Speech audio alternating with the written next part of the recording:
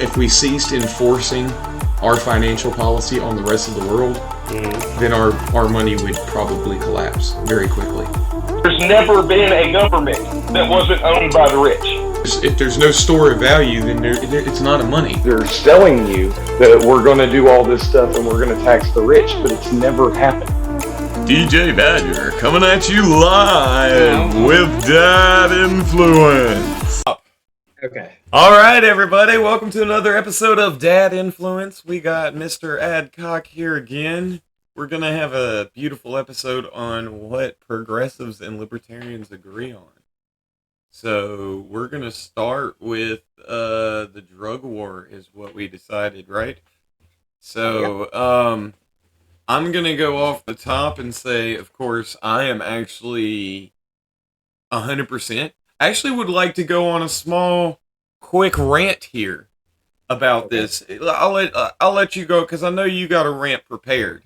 But I want to go on a small rant because a lot of people frame this whole discussion about recreational drugs. And to me, it's not just about recreational drugs, right? It's about the fact that you have to go get a permission slip for drugs that you already know you need to take. There's a lot of people out here who are on blood pressure medication, things like that, and they literally have to go pay another guy to get a permission slip to go get medication they already know they need.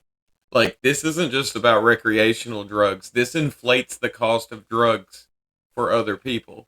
Now, most of these drugs are self-report type drugs, and I get the argument, oh, well, there's a safety aspect. You should be seeing a doctor. You should be monitored and all of that. And I agree with that. But I would also argue that no treatment is not safer than, that. And so that's kind of where I'm at, is I'm like, if you're having a situation, I would rather somebody be able to pop on Teledoc if, they're having issues with their medication and otherwise just keep taking what's working. Mm-hmm. Rather, and it's things like that I'm saying that, like, this would drastically reduce the cost of medical care in and of itself just because of things like that. So I would like you to go ahead and go on.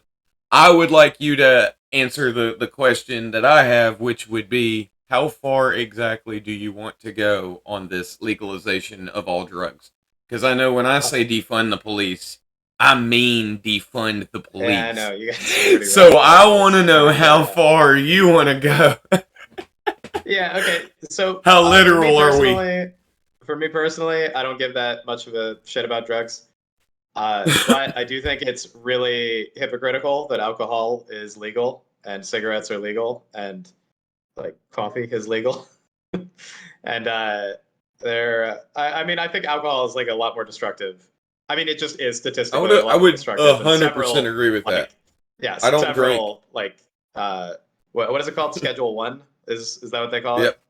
Yeah, schedule. Yeah, I know for a fact alcohol just statistically is like more damaging than several Schedule 1 drugs.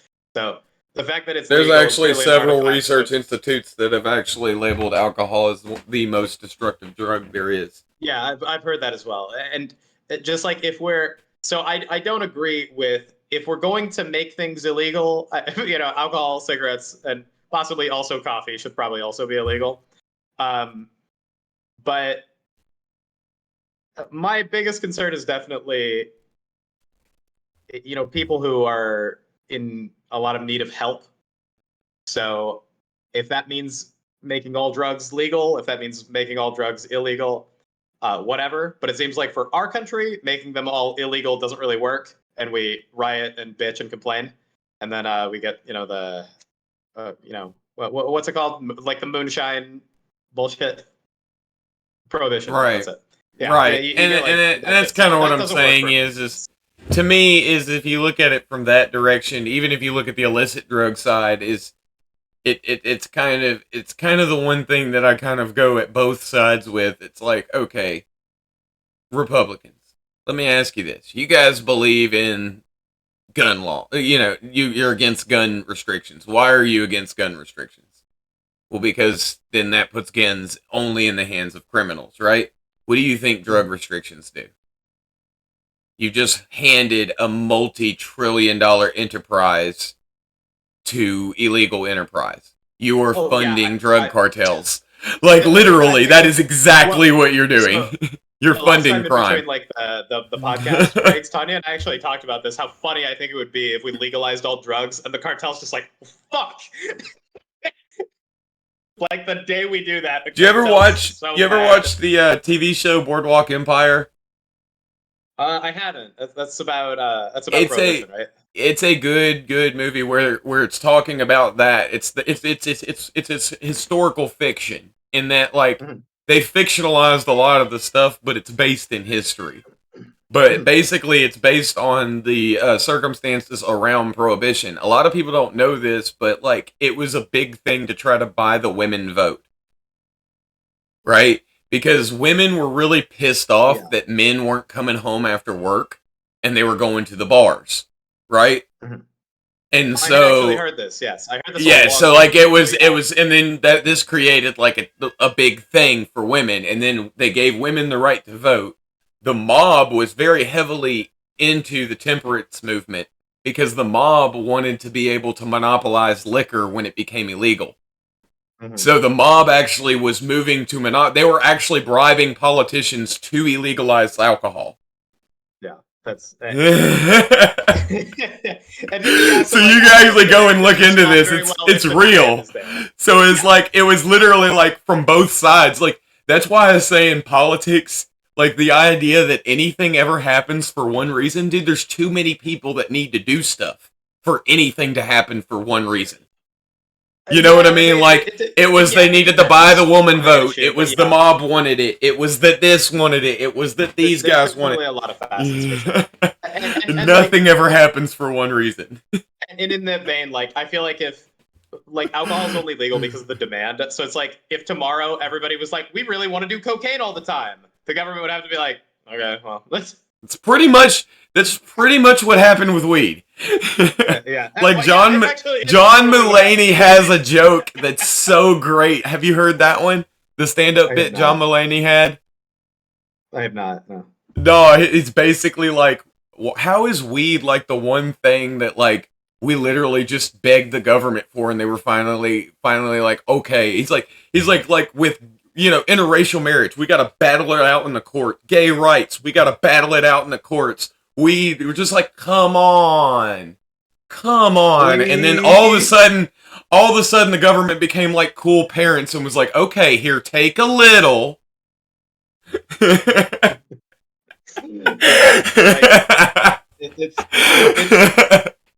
Well, okay, so like, I'll be clear. I was out of the country for 4 years in a pretty like big time in our country's history between like COVID, Trump, and apparently weed legalization. Because as soon as I came back and like I went to Vegas with my parents, right, the whole fucking town smells like weed. I stop in Colorado for at the airport. The whole place smells like weed. I'm just like, why is it like it's a totally different place? You know what that is, though? You know what that really is, though? To be honest, though, I think that'll calm the fuck down. I really do. I think that's really just kind of... I think that's really just kind of like, you know, the kid that's it's Rumspringa. You know what I mean? Yeah, people just going crazy. It's like, fuck yeah, we can finally do it! I also hope so, because on Friday, listen, I'm pretty sure weed is like still hardcore illegal in Texas, but I don't know if anyone actually gives a shit. Like, I went tubing on Friday, and while we were going down the river, I was just like, oh wow, it smells like weed again. And like I said, but okay, like, this is kind of... I totally respect that. I just think it smells like shit. Don't do it around me. I'm a free like type of person, and I kind of agree with that. Like, I'm not that type of person. It's like, you know, hey, we're on camera, but like, if we were in a enclosed space doing a podcast together, I'd respect that, and I wouldn't smoke around you type stuff. You know what I mean? Yeah. And so it's like, it's one of those things, in my opinion. Like, that's also part of courtesy, not even just that. It's part of my body, my choice. I don't have a right to force you to consume something you don't want to consume. And I appreciate that too. Like I don't know. Okay, I'm curious. So, would you be in favor of like, let's say you're like libertarian mayor of a city, right? Um, would you be like, it's not okay to smoke weed in public parks because like it can bother people around? Like, would you I make would that illegal? argue Like, that because of the intoxicating nature of weed, that you could classify it in the same situation as almost like an open container. mhm. Like, and I honestly don't think that, yeah, like, I don't think that you should just be able to just walk down the street. Because, like I said, again, it's to an extent, it's pollutant. Like, if you're on your porch, I think people should leave you the fuck alone. Yeah, I mean it's your You know what I mean? yeah. But like if yeah, but I can argue, yeah, like I get the argument of like walking down the street. I would argue that it's a bigger deal than just having a beer. Mm.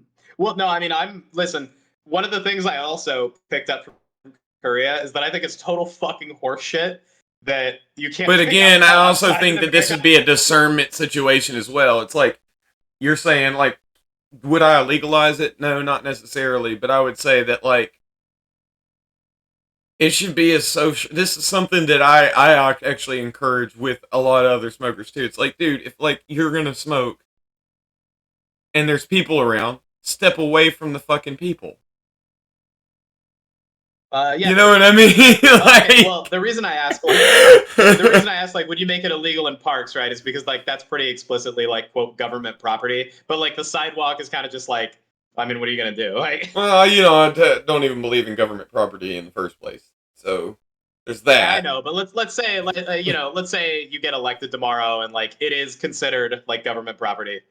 Like, would you be cool with making it illegal in those places just because it's like you are like kind of infringing on other people's rights with the smoke? I guess not rights, but I don't know, comfort.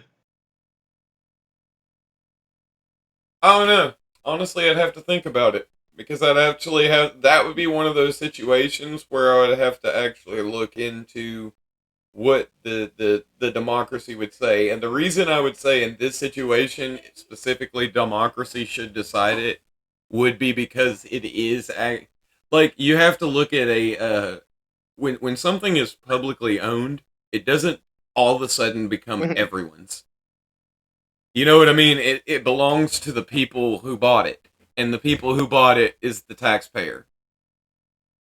You see what I'm saying?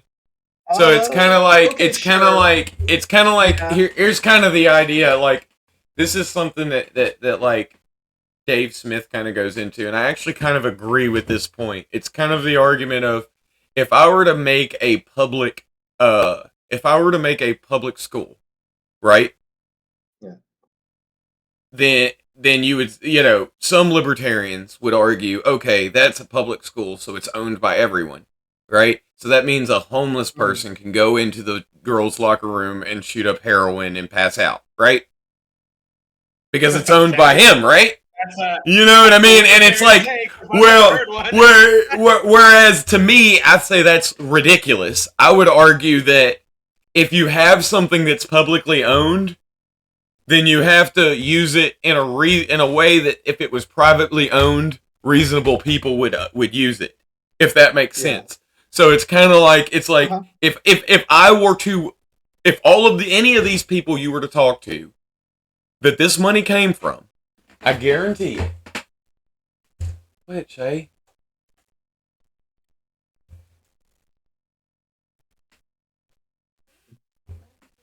Love you too.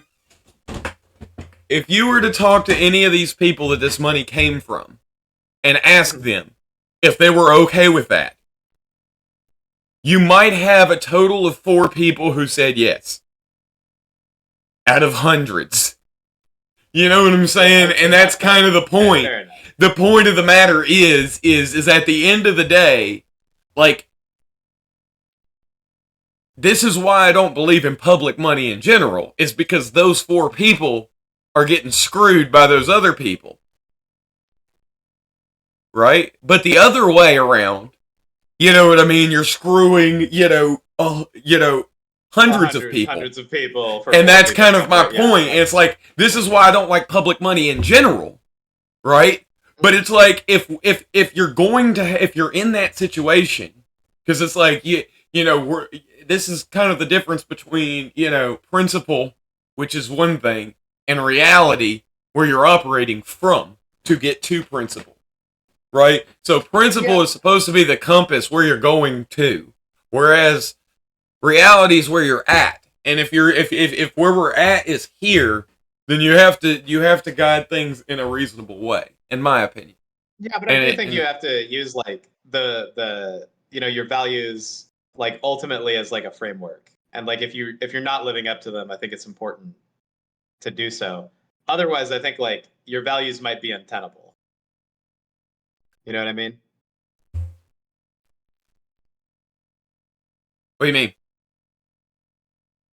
How can I describe this? Okay, so like not everybody lives, like we don't live perfectly, right?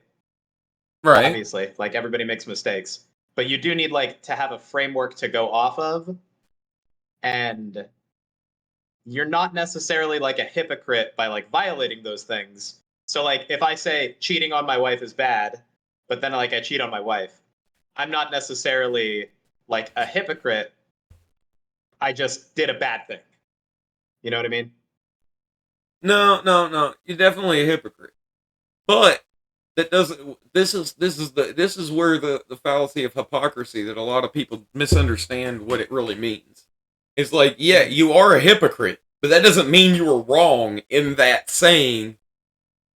You see what I'm saying? That's what the fallacy means. That's kind of what I was trying to get.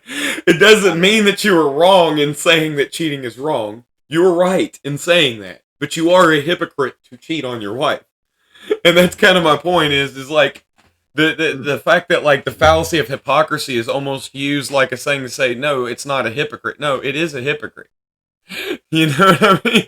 But like it's only saying that if it's only a fallacy if you're arguing that it's okay because others have done it.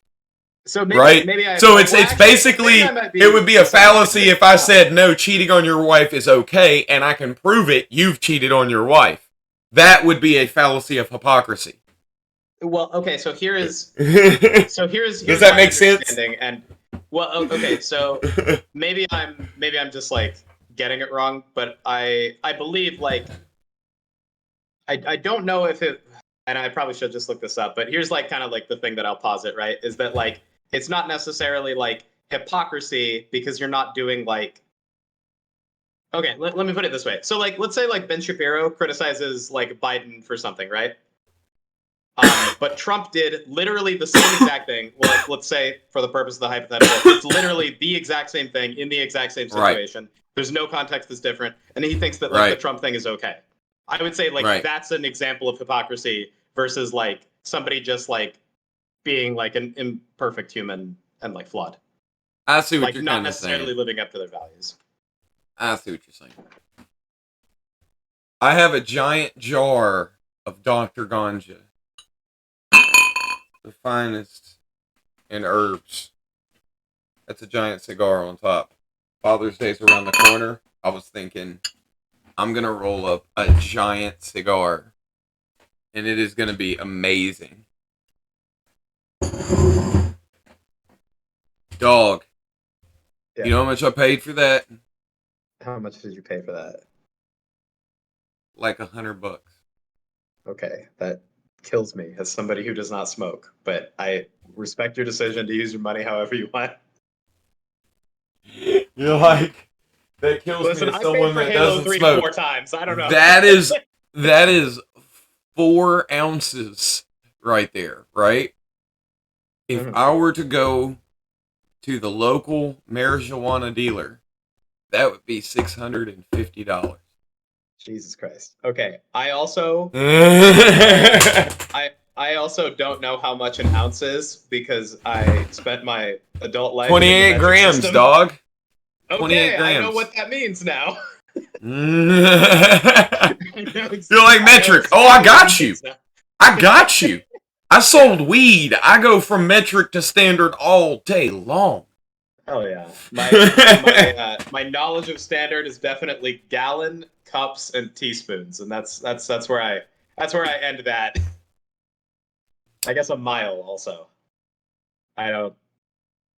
I've got like a really weird like mix up between metric and standard in my head because of I'm one of those people that will actually admit that I use imperial because I've used it my entire life and I'm too stubborn to learn something else, but will also admit that metric is better.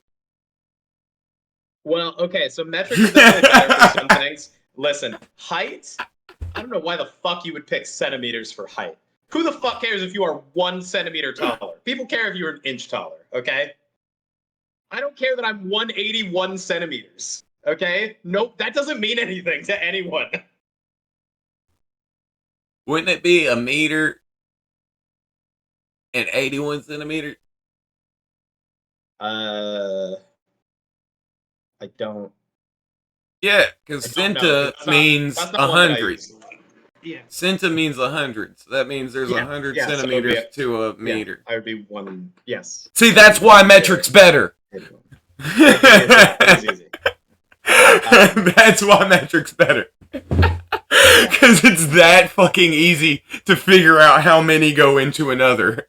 One of the things that like really pissed me off is learning. All imperial units are based off of like fucking guesstimates too. It's literally like a foot was based off of a literal foot. It's that many foot. You know what I mean? And then because people's feet are the same. Around, yeah, like, it really, like the really damn this near. Is a liter, and I'm just like, why the fuck do we even have quart? What the fuck is a quarter of a gallon? It's just 4 liters. So yeah, I've pointed that out. Yeah, 4 liters in a gallon are about the same, and I remember pointing this out to people when mixing alcohol, buying a half gallon of liquor and 2 liters of Coke. So if you get 2 liters, you can get half and half the whole way through. That is so much alcohol. Dude, So much. when I turned, see, that's the thing, dude. Honestly, this is what this goes back to the argument, or not argument, but the point that we were getting at earlier with the danger of alcohol. Like, I literally like turned 21 and cut loose and was like, I'm gonna drink all the time, and like me and my friends and me and my cousin and me and my friends, it's like we were always drinking, and then it got to the point like I remember like one day I had a sore throat and I was sitting there watching TV and I had a bottle of vodka and I was like, well, maybe if a sore throat is caused by this is hella bro science. I was young and stupid. Yeah, I mean, yeah. I was like, sore throats are caused by bacteria. So if alcohol kills bacteria, if I drink this alcohol, it'll fix my sore throat. And it did. And you discovered a miracle medicine. No.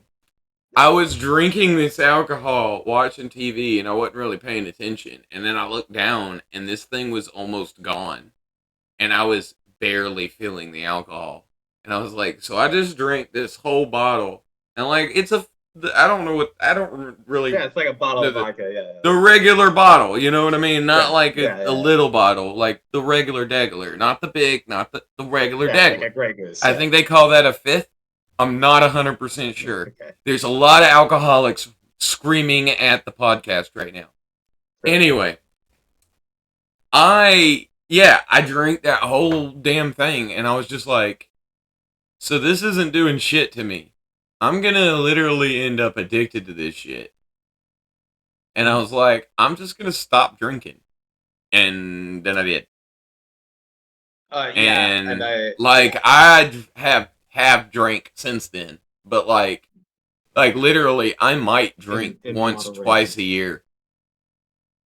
I'm kind of the same way. I'm not a big fan of alcohol, but you're just around. And it's literally like my buddy's like, hey, there's this new type of whiskey. Would you like a shot? Oh yeah, I'll try the new thing. And it's literally that. And you want some more? No, I'm good. One time I was playing Dungeons and Dragons with my friends, and my friend's mom came downstairs and she pulled out like this huge, like one of those like enormous wine glasses, right? Um, and I was like, oh, okay, cool. She's gonna have a bottle of wine, and then she pulled out a bottle of Fireball whiskey and poured the entire thing into the huge bottle of wine. Just walked upstairs. She's like, "Bye, boys." And I was like, oh, "Okay, that's a lot." The thing about it is what's interesting. One of the things about alcohol for me is what I really hate about alcohol is it's really easy. Like it's a really hard line to walk for it to be fun. Like there's just this level of alcohol that's fun. And it's like it's right above buzzed, but like right below sick.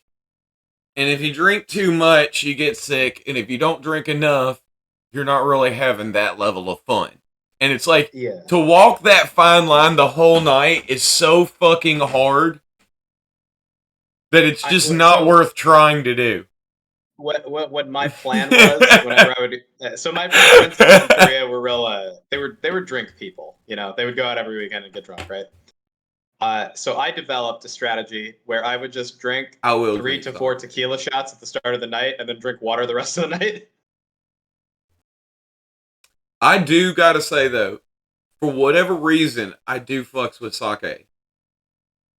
Sake is not bad. Hot sake though. That's how you're supposed to have it for sure. That fucking I don't like fucking cold sake is gross. Nasty with the little particulates, little snow shit in it. Get that out of here. Get it out of my face. I don't want pulp in my wine. Okay, before it's okay.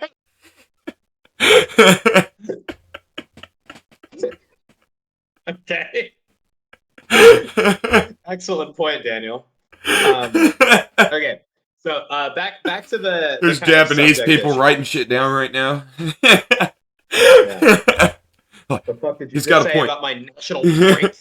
He's got a point. I'm pretty sure they're like. I'm pretty sure they're like pretty hard line on like the sake is supposed to be warm kind of thing. You know, Japanese people are very traditional. So for real. Sake, I love it. Dude, it's almost like it gives the rice like almost like this buttery flavor when it warms. And it tastes completely different when it's cold. It tastes completely different. And like literally like that was something I used to do every now and again just as a treat for myself. Like on a birthday or whatever, is I would get a bottle of that and put it in a coffee cup, warm it up, and sip it and watch TV. But like I said, that's really nice. that is a good thing to do. But like I said, even still, like I'm not a big drinker. It's just one of those things that like I don't know. And like I said, what's funny is like a lot of people get really like. I was blowing all Alex's mind the other day when I was telling him, I was like, yeah, I've literally never really used anything hard. Like, I've never done coke. I've never done anything. Like, so, like, I've never done any kind of hard drugs. And it's like, I have 0 tattoos. I've never even dyed my hair. Wait, you said you're from Alabama, right? No, I'm from everywhere, technically. Never done meth. I'm right down the street from Meth Mountain, too. They literally call it Meth Mountain. Because there's so many meth heads and meth like labs and everything in that area. See, like that's the kind of shit where I'm like, yeah, I see people who have done. Well, actually, technically, I have done meth because I did Adderall when I was a kid. They forced me to take Adderall.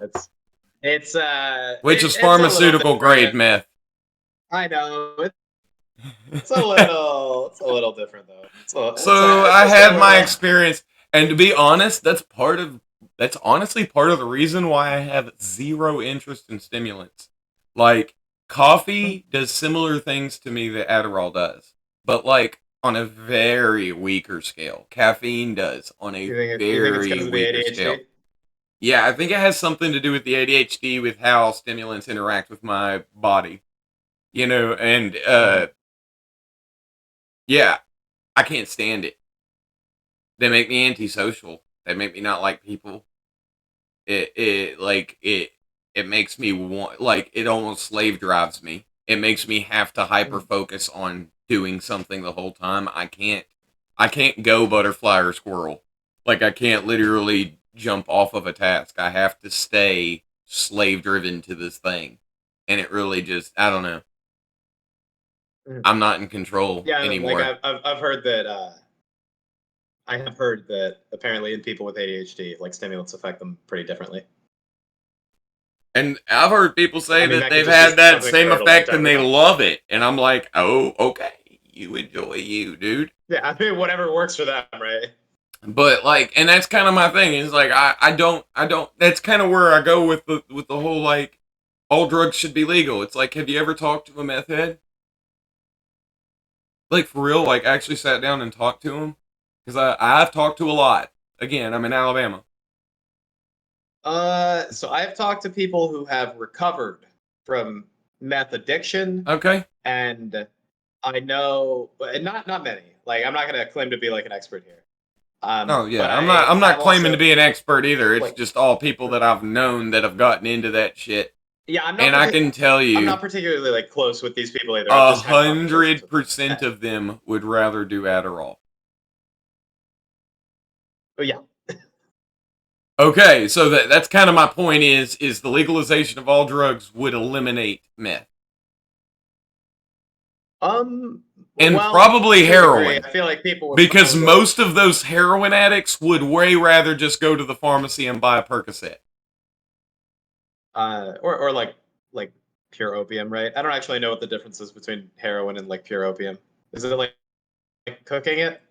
I'm not 100% sure. Okay, yeah, fair enough.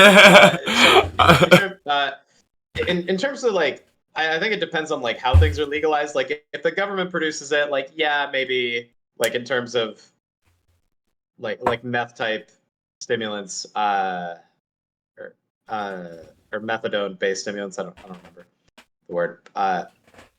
It is possible that it would just be like we legalize Well, the it, and point like, of okay, like the matter safest is form of like it is if you have available. if you have legal alcohol, right? Then you don't have a lot of the crazier shit that's in alcohol when it was during Prohibition. You see what I'm Hell saying? yeah. Because it Oh had yeah, like we got that fucking, turpentine and all that shit, wood sugar that yeah, was and making like people blind. the super high levels of ethanol that would kill you. Right. Wood ethanol. Yeah, methanol, that's what it's called. Yeah, that The wood apparently, alcohol. like, yeah, like the heavily distilled like ethanol. If you just like drink that straight up, it'll like you'll just die. But yeah, Uh, it's just and it thank was God for regulatory agencies. Oh, it God bless wasn't the necessarily establishment. regulatory agencies. It was the fact that there was it was traceability. It's at the end of the day, it's like it's not necessarily that. It's when things are done illegally, it's just like, oh, I got it from this guy. Who's that guy? Well, I can't tell you. You see what I'm Mhm. saying? Whereas when you're Yeah, selling something, it's like, hey, this is mine. You know what I mean? Everybody owns their shit. So if something comes out that sucks and it's bad, it's on them. So it's like there's yeah. actually culpability to giving out something that's subpar or fucked with. And if people die from it, we can arrest them because you're only allowed to put out safe things. Yeah, government. Yeah. Put out safe shit. I just don't see why people can't just do that on their own. I just Yeah, feel like it would be nice, but it's good to, I think it's good for people in society to feel like they have some kind of safety in regards to the things they consume. right, and that I don't think it's good for them to feel like that. And the reason why I don't think it's good for them to feel like that is because there isn't.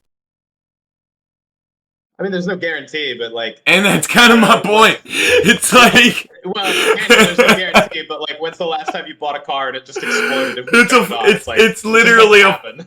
my point is you're giving people a false sense of security is my issue. It's like It's not a false it's sense of not security. It's just like there's like recompense for when bad things do happen.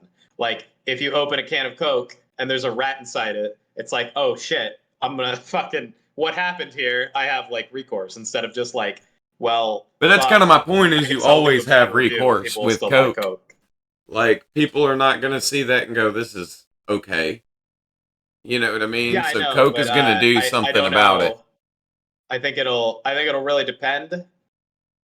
Uh, I don't know. I think it's pretty cool if like a bunch of people get sick off of a certain thing. I think companies generally try to stay much more But ahead I'm of just that if saying, there's like larger I'm penalties making to a it. point that, like, it's one of those arguments that I kind of always make to a lot of these people. It's like, it's like a good example would be like civil rights legislation, right? What do you think that Starbucks was more afraid of? Civil rights legislation or Twitter? Uh, probably both. I would argue I Twitter. don't know how to I would compare that. honestly argue Twitter. Like, Twitter could shut their business down tomorrow. Civil rights legislation, they could tie it up in lawyers. Who knows what could happen? They could play the game. You know what I'm saying? Twitter can shut them down tomorrow. Well, it's good if like both exist, right? And I don't And think that's Twitter would shut them kind down of the tomorrow. Like argument that I'm boycotts, making. well, like That's kind of boycotts the can be thing I'm effective, saying. but it kind of depends. So like some boycotts do last for a super long time, like years, but some boycotts last for like a couple months and nothing really changes and people don't really give a shit and people kind of just move on because they get bored. Well, They get bored of that's boycotting. because that's kind of my point. That's because people don't really care that much about that thing. I think they do. It's just like it's really hard to like put that much effort into something, and like if It's it's not not a whole something that lot of directly effort to affects just you, not do something.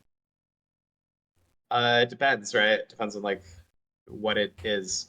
Like if I had to boycott like a certain kind of gas station, and that was really limiting to me because there were only a certain number of gas stations in my town.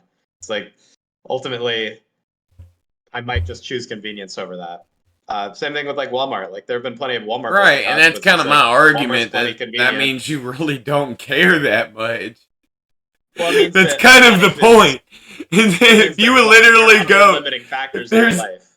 that's not really a limiting factor. It's like, I don't feel like it today. That's not a limiting factor. That's I don't care that much.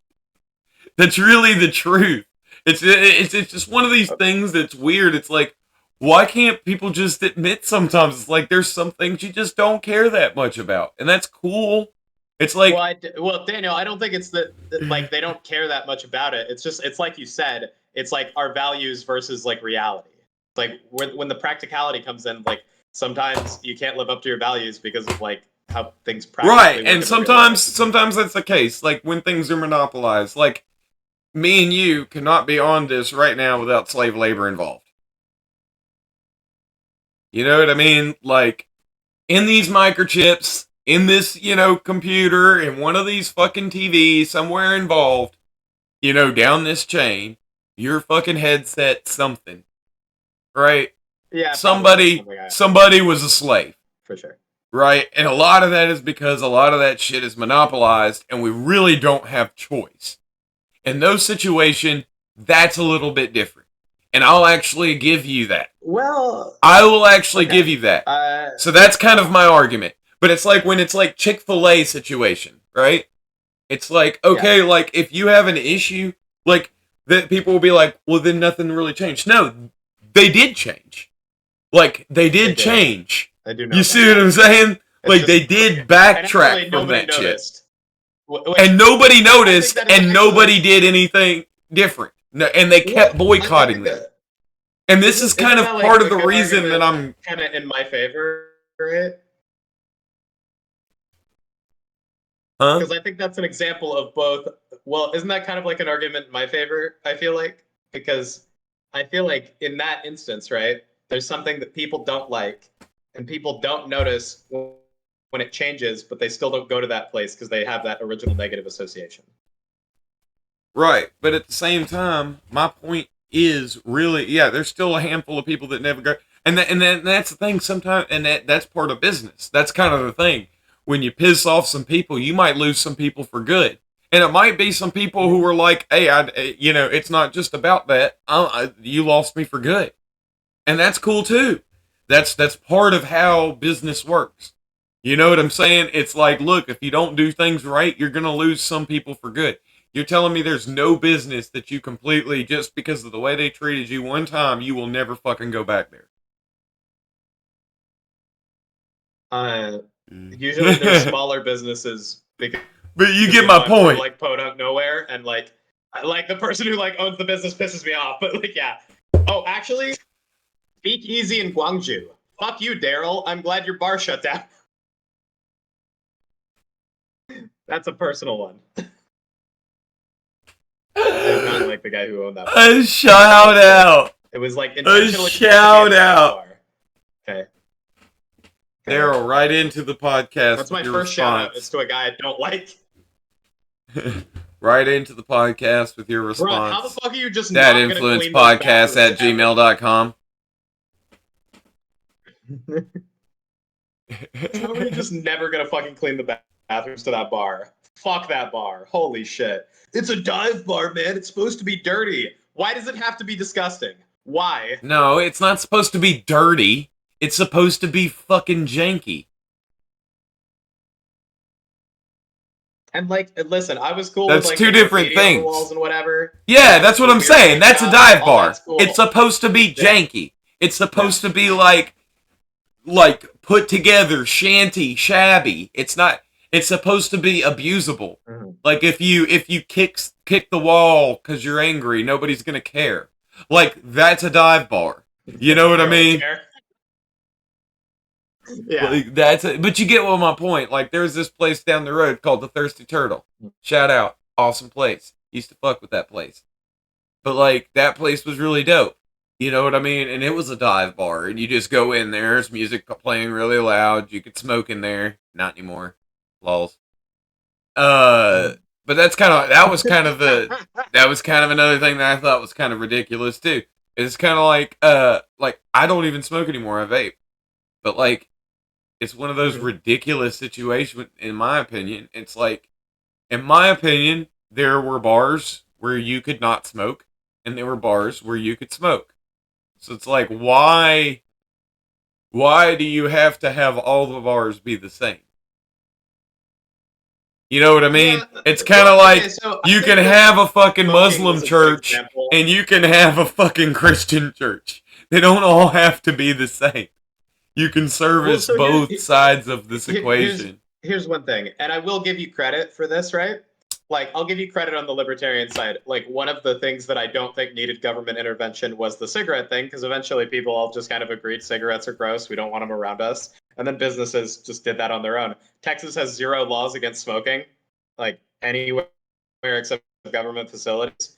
So, I mean, hell, like, as long as the bar is cool with it, I could smoke in literally whatever bar I wanted in the whole state of Texas. So that's one thing I will give you. Like, yeah, it's true. Like, sometimes this kind of stuff can happen. It's just, there are a lot of times in history where it's like, it's clearly not happening. And there are times when, well, sometimes we need it to happen a little faster than others. Like, maybe we didn't actually need to outlaw slavery. Maybe it would have just happened on its own, but making it happen faster and being like, this isn't cool, this should be illegal, I think that's probably pretty cool. Oh, no. I argue that it should have been illegal from the start. That's obviously my position. It's a libertarian position. Yeah, I know, because of like liberty and whatnot. But like, the point is not that you would support Thomas slavery. Paine. The point is like, my founding father is Thomas Paine. Not been needed for like government intervention, just given enough time. But that was the guy that made it a lot faster. In my opinion, that guy is the one guy out of all the founding fathers, and he repped libertarianism. And he was the one founding father out of all of them that stands the test of time. Which one, John Locke? No, Thomas Paine. Oh, yeah. And that like, you can't go back and look at him and go, oh, this guy was racist, look. Oh, this guy had slaves, look. Oh, this guy did this, look. Like, no, like, literally the dude was like, no, we should free the slaves and give them voting rights. We should give women voting rights. We should, you know what I mean? Like, at the founding of the country. You know what I mean? So, I don't know. I have kind of like mixed views on that kind of stuff, because on one hand, it is very cool, like in retrospect, to like look at that stuff. but I also try not to like judge anyone who came before because I have no idea what I would be like 400 That dude, years ago. yeah, oh like, yeah, no, for slavery, sure. I don't know. For sure. For sure. Don't get me wrong. It's really like, easy to say. That's one but that's thing that's that pisses me why off. that's why I look back at him and go, he was based. The dude had like 5 people at his funeral because he pissed everybody off because he did not give a flying fuck. He was going to tell the truth. You know what I mean? Uh-huh. And this was the guy that ignited the people who can like stand by their This is to this day, the best-selling American author of all time. Did you know that? So, no, I didn't. That's pretty cool. Okay, so like, it's something that like progressive dude that like really pisses me off. And so also I should clarify. While I do like kind of identify as a progressive, it's kind of weird calling myself that sometimes because like I don't support people like Bernie Sanders or Elizabeth Warren, and I'm a little bit to the right of the Young Turks, I would say. Ooh, I want to hear that. A lot of shit that I don't agree with. Keep ranting. Yeah, I mean, there are a lot of positions that I'm like hyper left on, like maybe more left than like some of those people. But in terms of like, I don't know. I guess Elizabeth Warren is kind of closer to where I'm at, but like maybe a little to the right of her. But still, like I would say in the progressive sphere. But something that progressives do over and over and over again is they jerk off Bernie Sanders because they're like, oh, well, he supported every social movement that turned out to be cool later. And I'm like, yeah, but like nobody knew at the time that those would be the things. It's like that doesn't make Bernie Sanders better. It's just coincidence. It's like he was born into a situation where he believed certain values that played into the social issues that would eventually become the social issues of our time. It's like it's really cool that Bernie Sanders, I don't know, was always for women's rights. Like I will for, argue that I like Bernie Sanders people. as mayor way better than I like him as senator. I think he was doing a solid ass job as mayor. And I'm not even hating on like I'm not even hating like bear with me here. Like what bill has he gotten passed?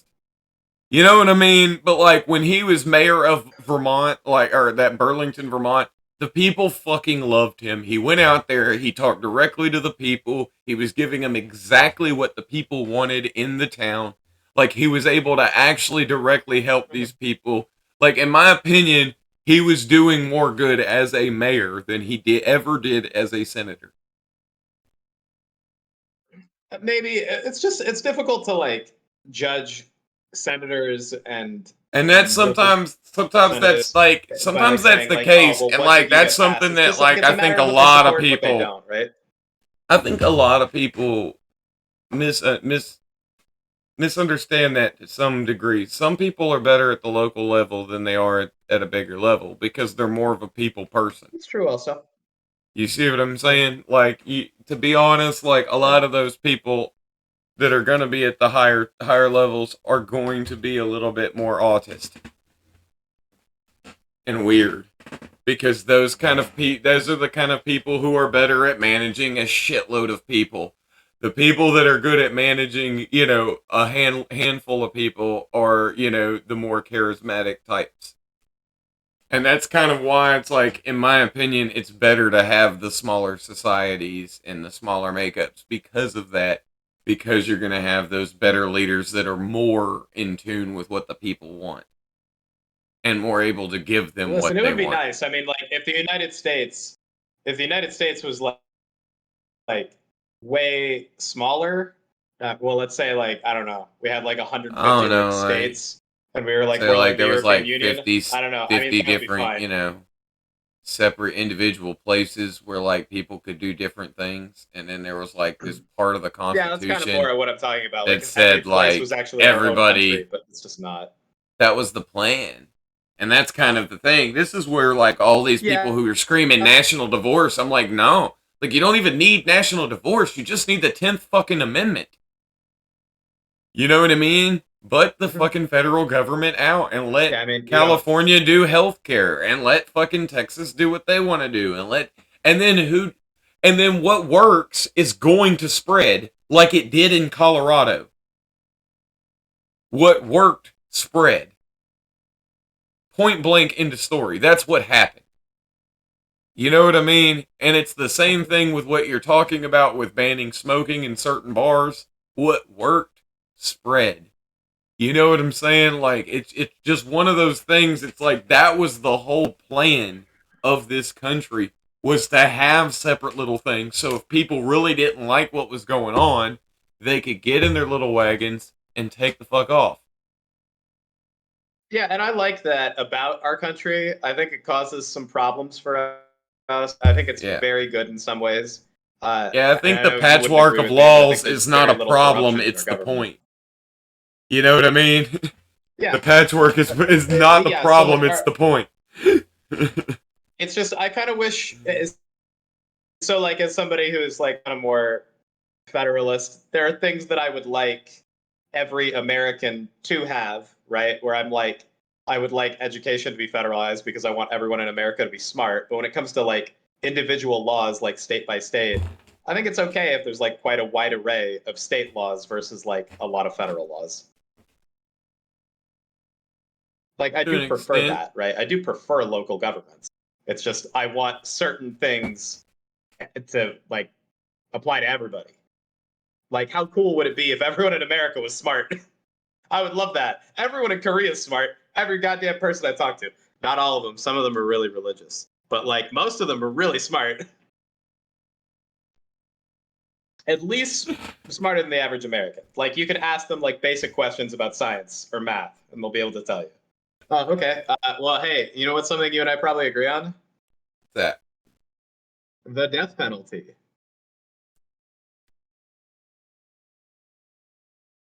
What do you think I we don't want the agree government upon? to be able to kill citizens of the United States legally. I don't know, man. Really? Really, my big thing is I don't think it's one of those situations where it's like similar to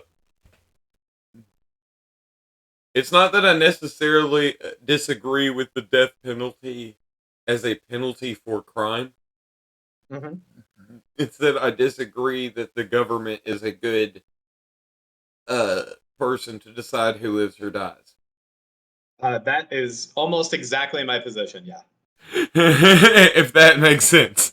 No, yeah, because And I so think that's kind of the argument that yeah. I'm pointing. I think you have to have an absurd level of faith in the criminal justice system to Right. say we should have the death penalty. And That's you know one of my what? biggest amount of money that I've sent to any charity is the Innocence Project.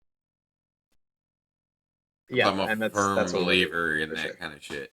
Like that to me, it's like there's so like little give a shit for those type of people, and like to me, like that's like one of the greatest tragedies of all time that could happen. It's like people like Emmett Till like didn't even do it. It's a little kid. You know what I mean? And it's like to me, it's like I've always that's another thing too that I maybe we'd agree upon. I don't think there's ever a situation ever that you should try a child as an adult. Ooh, I would. Ooh, I don't know. I think there are some. They are not an There are some. adult. Well, there are some caveats that I would put there. So, if we're talking about like a 15-year-old, well, let's say like a 15-year-old like shoots up a school, right? I'm like, I don't know what kind of punishment I could possibly give to that person that isn't like life in prison, right? Like or like damn near close to it. So is that like quote unquote like trying as an adult? I think life imprisonment is cruel and unusual punishment. Yeah, I don't agree with life in prison, but as just kind of an example of like I To would give me, to extreme tell punishment. somebody, I'm just saying, to tell somebody Yeah. that you will never be free again is to me literally cruel and unusual punishment. I think it goes against the entire purpose of the criminal justice system. So I Right. agree. Yeah. So to me, it's like Yeah. we really like that. That's again like I think me and you have kind of glanced on this in the chat before, where I think that there really needs to be a whole new way that we think about this whole situation, and that I think that a lot of the way that we look, and it's exactly in the words that you use. What punishment do we have for, you know what I mean? And that's exactly the point. Like if you actually look at the science, punishment doesn't work. Reinforcement does. And it's Yes. like Yeah. So so it's like one and of that's those something things. that It's like what do we do? How do we you know? And that doesn't mean that negative reinforcement doesn't work. It does. But like true. what do we need to do, right? To make Yeah. to make to make this guy to where he can be a functioning level of society. That should be the goal. The goal isn't really, in my opinion, Yes. to make the person suffer. In my opinion, the goal should be to make the person functioning in society. Absolutely. Rehabilitation. And But I'm an extremist. I think you do your best faith effort to get that person to a place where they can be. And some people just like never are. And at that point, they're like, it's life in prison, but it's like it's on their terms, you know? Let me ask you this question. Sure. It's like one of those situations. It's like you have this school shooter, this 15-year-old. Say there's a pill that would make him never do this again. He would be totally fine and he'd be ready to walk out on the street and never harm anyone again. Would you be okay with him just taking that pill and going free? I think that is a really fascinating thing. I played do you know what a visual novel is? It's a no. I didn't. I don't know what a visual novel is, but it's just a thought experiment. Now, of course, Yeah. in this thought I know, experiment, it the reminds me pill of is 100% effective. There's no side effects. There's yeah. you know. It's basically a book that I read. It's kind of like the same concept. The book is about like an alternate history where instead of having prison sentences, like people take like drugs, like certain drugs in accordance with like the punishment they caused. Um, it's quite interesting and really fucked up. And I really don't know where I would go with that. Like, are you allowed to remove someone's total autonomy if they have removed somebody else's, right? Like that's a really difficult question. Well, what do you think? Well, the thing is the argument in this, and like I said, in this situation, right? If the Mhm. person didn't do it, this pill would have no effect. Right. Because they would no longer I'm never want going to to school shoot shoot. up Yeah. schools because they know. So that's kind of the point that I'm making is like you give this pill to this person. If they're not guilty, it has no effect. If they are guilty, they won't shoot up schools anymore.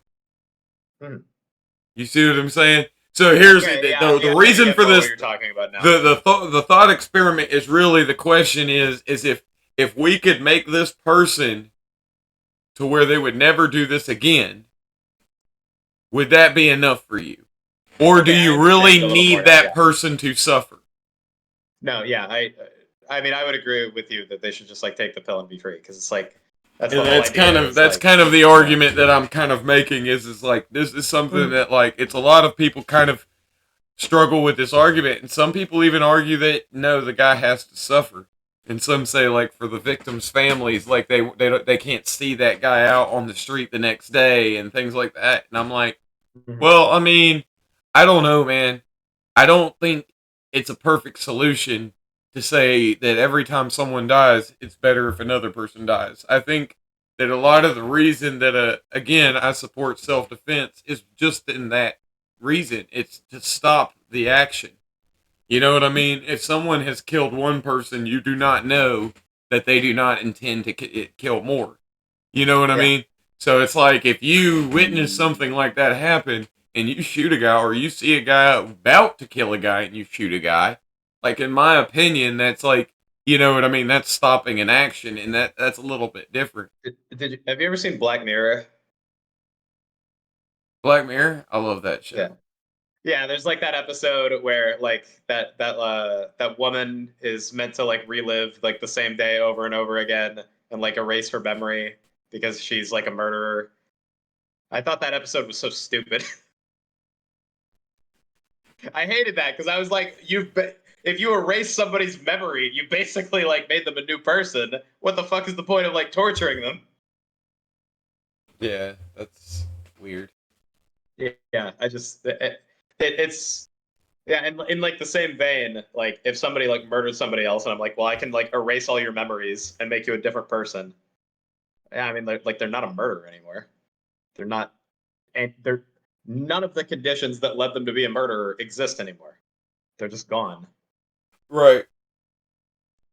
And to And like me, it's that is unethical a in of little bit. itself, but That isn't unethical to make them a whole nother person. All that, like to me, that's unethical. That's not really what I'm trying to look into doing. No, I know, And that's kind of I know. that's kind of what I'm saying is to me, I've met a lot of people in my life, and I would argue that the vast majority of them are not school shooters. The vast majority of them are not, like, even absent a government, the vast majority of us would live life the same as we live it every day. You see what I'm saying? But there are people out there that are horrible people and want to do horrible things. And this is what we are all worried about, right?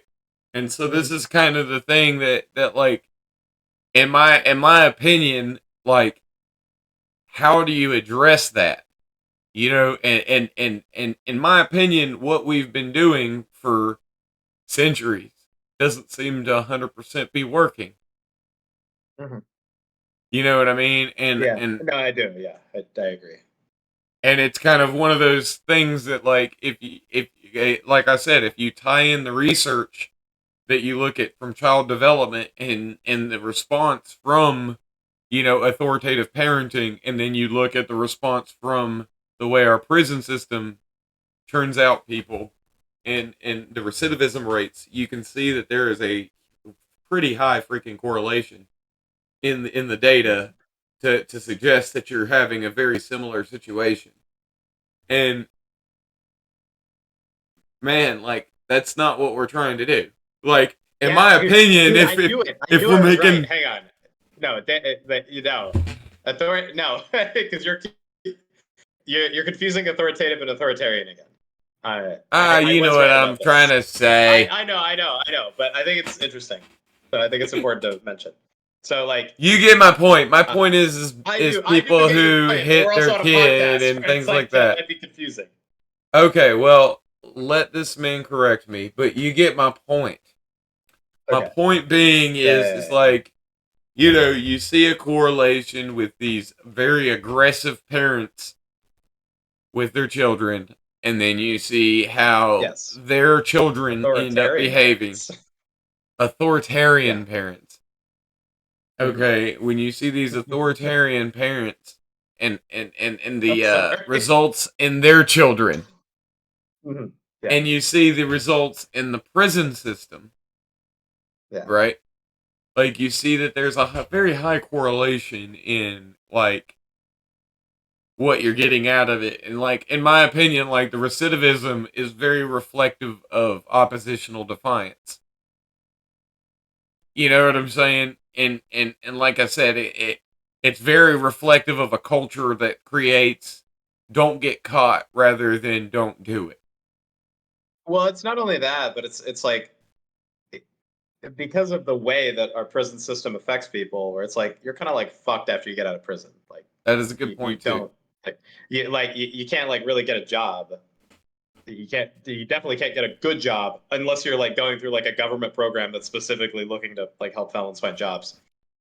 Because so at that point it's like, okay, well, I can either make $10 an hour flipping burgers at this one place that'll actually take me, or I can make $45 an hour selling drugs again. So maybe I'm going to sell drugs again. and then you got to pay, rent and all the other stuff that you got going on top Yeah. of paying some kind of restitution and a lawyer you know what I'm saying? Mhm. And if you don't pay all of that, you go to jail and you. So fucking stupid. Yeah, I'm very. No, like I agree It's with like you. we It's have like okay. they This is what I literally love. do. It is literally like they're pushing you to break the law. It is literally like that is what they're Yeah, trying to do. Like, and that's kind it's of so my fucking thing frustrating. is And like, like, good. well, because what I was gonna say is like, I know that like you and I aren't really gonna agree because you're just like, oh, anti-government, whatever. But like, whenever I argue with conservatives and I just see like data, like, hey, whenever you give education to prisoners and your tax dollars goes to like educating them and putting them in and whatnot, it turns out they don't actually break the law after they leave prison.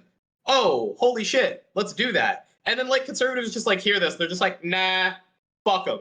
They broke the law. Fuck them. I'm like, this just makes society better. What do you value? Yeah, Ugh. I'm in the same boat. It's like I don't like that's what I'm saying. It's like I'd rather my tax dollars go to that than Mhm. like I said, just locking them in a cage for fucking 4 years, staring at a wall, or getting raped and Yeah. like all this other Or the bullshit that they have to fucking deal with. doing slave labor. Holy shit. Oh yeah, you work for 10 cents an hour. Fucking god. That shit is unbelievable. Like the fact that we make prisoners work for like 10 cents an hour like makes me completely livid. That should be illegal.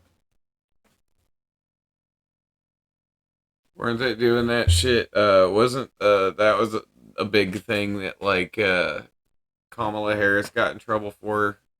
Because they were having like firefighters fighting wildfires that were like prisoners that she had sent out there for like 10 cents for like nothing. I'm Well, I mean, that definitely sucks if that's true. I don't recall this story. I thought you were going to bring up like I know Chris what from was it, like Brooklyn Nicki and one Minaj of thing? these podcasts I listened to, Chris from Brooklyn was going ham on that, and it Uh, was just so funny the what he was just sitting there. He was doing like all the calculations. He's like, these guys are out there fighting fires, because he was like looking up like what the canteen in the prison costs for all this different shit. He's like, they're out here fighting yeah, fires for fucking like 8 hours, and commissary. they can't even afford a fucking warm ramen noodle soup to fucking cool their to ease their throat at the end of the night. It is They it is can't even insane afford some how fucking cough lozenges okay, for coughing their fucking okay. lungs out with black lung. If you wanted to say like, hey, we're not gonna pay you in real money at the prison, but the commissary doesn't use real money, and like it was like scaled to itself. Maybe there would be like some kind of argument for it's like okay, at least it's like fair labor, but it's like 10 cents, and then it's real money in the commissary, but they're like actually inflated prices. It's like 10 fucking bucks for a package of tampons. How is that even a thing that's in the commissary? Holy shit. Like, yeah, just have your Yeah, that period to in your me is just goddamn prison wrong. suit. Holy fucking shit. Captured market, Yeah, monopolized. yeah. Because there's one By the way, thanks Joe contractor that the Biden for government ending pays. funding to federal prisons or federal funding to private prisons. Thanks for that. Based Biden.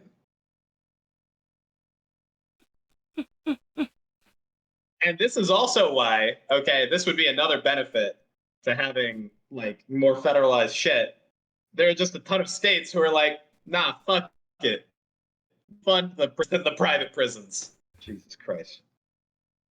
When unethical shit like that happens, I'm just like, I wish the federal government would just fix it.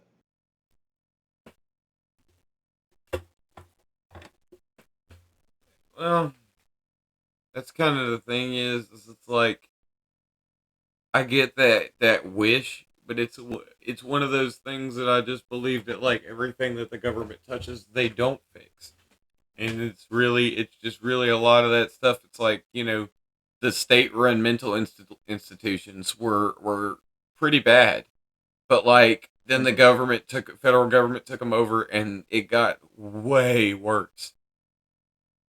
You know what I mean? And so like it's a lot of that kind of situations. You look at a lot of that stuff, and that's really what it is the story of. And it's one of those things that like while state run shit is bad, federal run shit is worse. And a lot of the and it's a lot of the same reasoning. Right? It's just a lot of people Well, no, to no, no. I'm not saying maintain. that like I want them to be federally run. I'm saying I wish that the federal government could stop the states from continuing to fund private prisons because I think it's highly unethical. But then they just don't have the power to do that because they could do whatever they want with their budget, unless Congress passes a law. You know. That's true. Yeah. So that's just like a thing that is like frustrating for me, and I wish.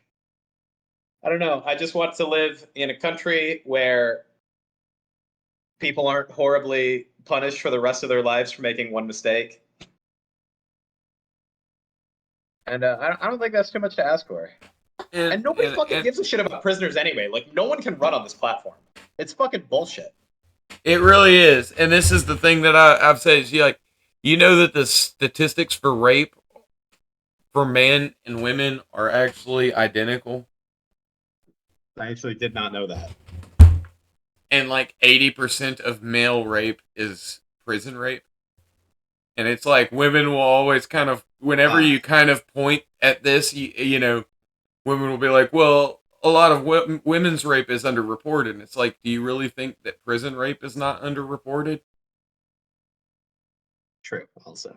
Yeah, that's you know what I mean? Like in a place where you'll literally get stabbed for snitching.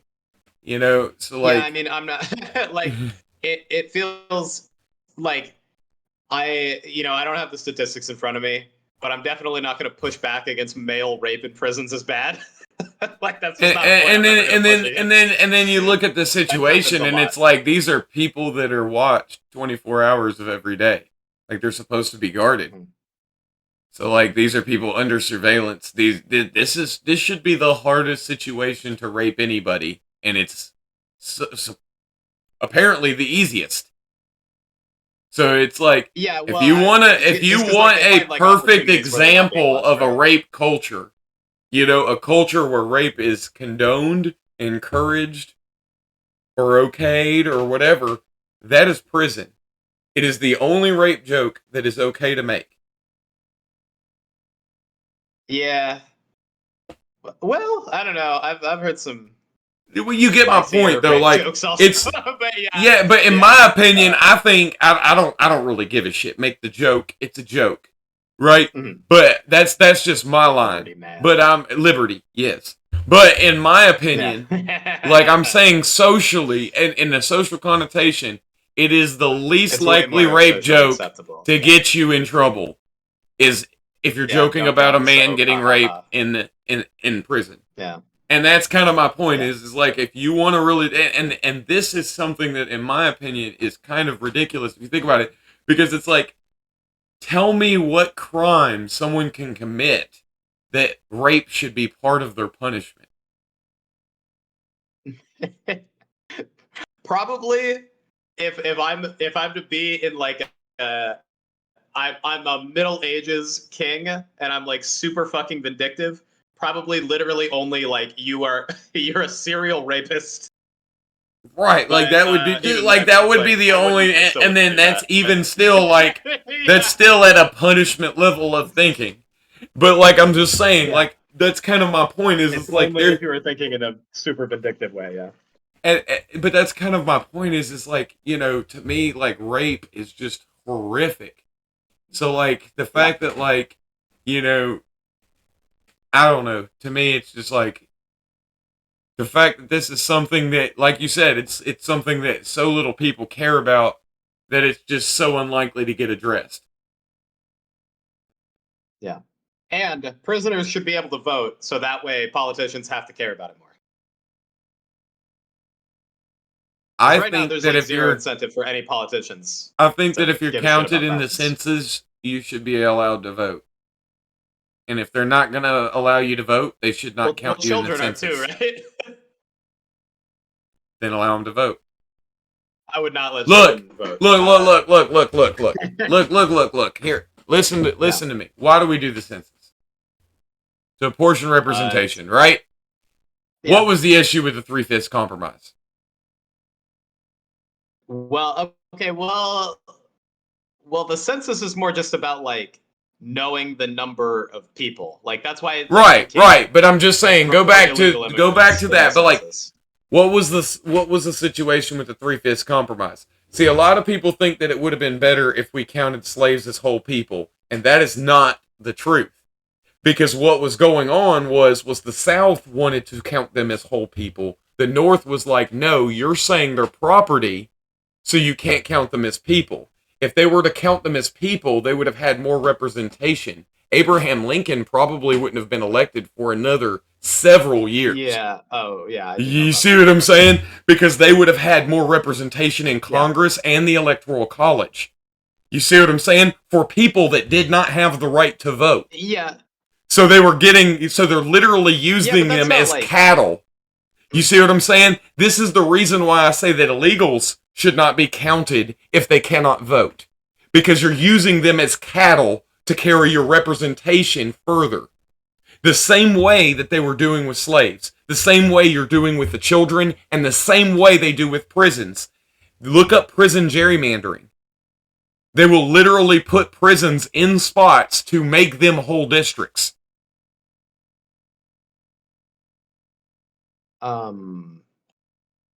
This is a thing. That is a whole thing. That's fucking weird. Yes, they will put them in a spot, and then now it's a whole district because there's all these people right here. None of them can fucking vote. That is really interesting, but very bizarre. But yeah, and now you see my point. Yeah, I mean, so it's literally like if they can't vote, you can't fucking count them. I don't for purposes of representation. You can count them for other reasons because the census is just like an. You get my point. The census is just like an absolute number, but you can use this. Yeah, yes, I agree. In terms of adults who can, if you're an adult and you are part of the American system, I think even like long-term immigrants should be able to vote. Because I would have liked if I was able to vote in Korea. To be honest, I know plenty of people who live there and are married and are permanent residents but not citizens, who I think should be able to vote in Korean elections because it's like, well, you fucking live there and you're gonna live there for the rest of your life. So, but you get my point. In my opinion, it's either it's one or the other. You either give somebody the right to vote, or you don't count them for purposes of representation. It's one or the other. Yes, you can't have it both ways. Yeah, and that was the original like North Union, argument. Mm-hmm. You know what I'm saying? So like, yeah, because now that you're mentioning it, I actually remember like the whole like the South wanted the slaves to be able to vote thing, which is wild. Like, there's no way that would ever be able to be a thing because it would be like, all right, well, all my slaves are going to vote for this guy, so that means I get 100 votes. Right, and that was basically, it wasn't necessarily like that. It was more like if you have the Electoral College, you needed like, I think it was like 30,000 people in a district, right? And so they were saying, my plantation and me, I got 30,000 people here, and so my 2 votes carry this entire district. Me and my wife. You know what I mean? Well, not my wife, but me and my son, I mean. Yeah. You know what I'm saying? We carry this whole district. You know what I mean? And so that's what they were trying to do. And that was basically what the North was like, no, put your money where your mouth is. You're saying they're not people. You know what I'm saying? Yeah. So it's either give them the right to vote or give them, and that was the argument that they were actually having. And the 3/5 compromise was like, okay, we'll count them as part of a person because they wanted to keep the South as part of the Union. They didn't want to lose them, and they were willing to leave over it because they were mad that the North was way more populous. So they were like, if we don't get this, there's no way we'll have any say in this country. On the subject of that, I'm actually really curious. So, like, you're a big anti-government guy, right? Right. So, what do you think about like the government making up for the reparations they did not pay to the freed slaves? What do you mean? So, like, under I think Grant, like they were promised like the 20 acres and a mule, and then Jackson was like reneged on that deal. He was like, nope, that's actually not happening anymore. So like all those like slaves that got freed were supposed to like get land so they could build like some kind of generational wealth, and then they just didn't, and then black people are like kind of fucked today because of it. So do you think that like black people should get like some kind of reparations based off of like if you can trace your family back to a slave that would have received the reparations, do you think the government should pay those? I don't really think the government actually has anything on that. Like, I wouldn't be opposed to them giving up public land to make that happen, if that makes sense. That'd be a really good way to move public to private. So it's like, in my opinion, I wonder how much. I don't think anybody wants to fuck a mule. Yeah, they probably don't want to get some money that would be the equivalent of a mule. Yeah, I mean, because like there's a lot of like unused land in like. That's what I'm saying. Yeah, there's like all kinds of federal land that's just unused, just sitting there vacant. That I think that you could just hand out, and then it's like not federal land, but the government could buy it to give it to them, right? Huh? No, I'm saying that there's just like even if it's not. Yeah, like I know the government doesn't have any money. That's like, kind of the point that I'm kind of arguing. Is like I always argue. Is, like we don't like even the money that we have, like we owe money. That's kind of what I'm saying. And yes, I get what a lot of people say. It's not a traditional debt. It's like we still do owe interest on that money. That's what the debt ceiling thing is that everybody keeps screaming about. It's that can we like, pay this interest? Personal debt to national debt. They're just like totally different things, man. You know, like I'm not comparing them. I'm not saying they're the same thing. Yeah. I'm not saying they're the same thing. Mm-hmm. I am saying that we still have debts. We have to pay. We do have unfunded liabilities. We still have to pay. We have pensions that we have promised. We still have to pay. And that we don't have the money to pay for just that stuff. So I have a question. So I think it's like really fair to say that, like, if I am $100,000 in debt, right? It's totally fair to say I don't have any money because any money I make is owed to whoever I owe that $100,000 to. I think that's a really good way of looking at debt on a personal level. But if I am a government and I can make my own currency, I don't know if I would ever make that same comparison because, well, ultimately I do always have money. I just also have debt because I can make money. And, you know, obviously, like, there's the balance between, like, inflation and deflation. So you can't just, like, print it all to get to the debt. So, and nobody wants that. Literally, nobody wants that. But I wouldn't look at it in the same way, even on that level, because that factor just changes the ownership of that money so much, I think.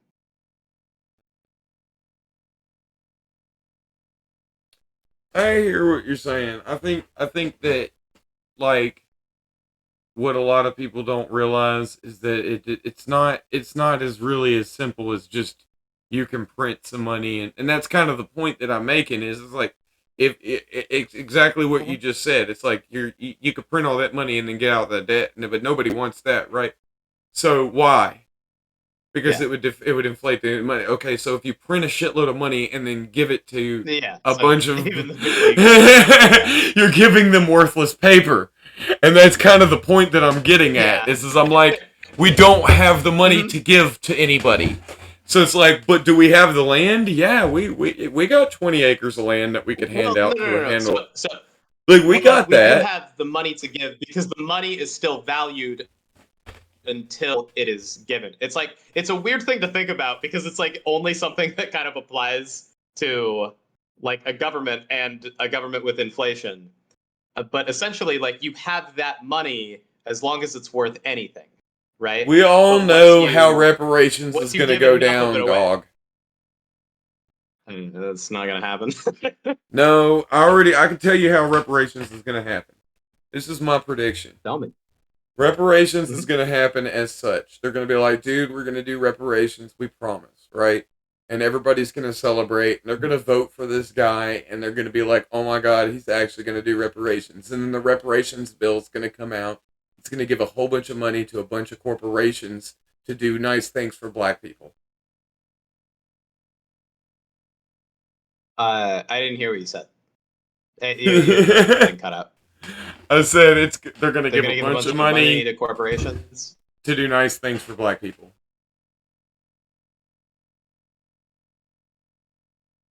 Yeah, maybe. I'll I don't know if I'll that would put 10 necessarily on be it. bad either.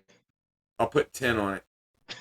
I don't know if that would necessarily be bad either. It's kind of like the whole like the government it's kind of like the whole like green energy. It's like we're gonna make everything green, I promise. And then they get in office and they're like, all right, so I'm gonna give money to this corporation and this corporation and this corporation to do some green stuff.